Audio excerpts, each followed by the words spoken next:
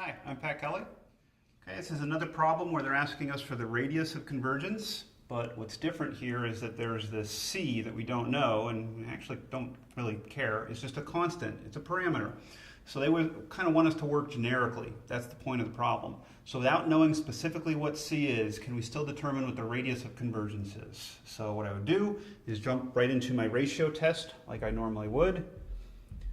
With my ratio test, as always, I'm looking for the limit as n goes to infinity of the n plus first term. So we'd have x minus c raised to the n plus 1 minus 1, that's just n, divided by c raised to the n, divided by the nth term. I'll flip and multiply, so I'll get my c raised to the n minus 1 divided by x minus c raised to the n minus 1. And all of that is in absolute values. Okay, so still again, without even knowing what c is, we can clean this up. We can do some algebra. Limit still, n goes to infinity still.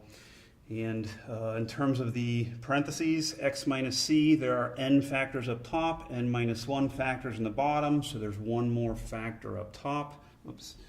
We have x minus c just to the 1 power, divided by, in terms of this c, the parameter c, we have n factors downstairs, n minus 1 factors, one less upstairs. That means we have 1 factor downstairs after simplifying.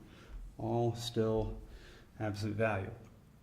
Okay, now x is our variable and c is this parameter I said that we don't care too much about, but what's missing is little n, which is actually a really good thing.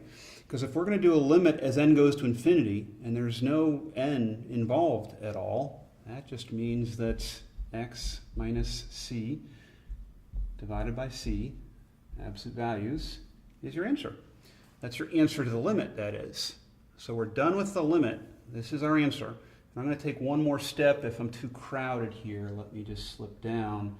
I'll take one more step to simplify this. X minus c up top, I will leave inside the absolute values. And in the bottom, this is probably why they told me that c is positive. The absolute value of c is just c.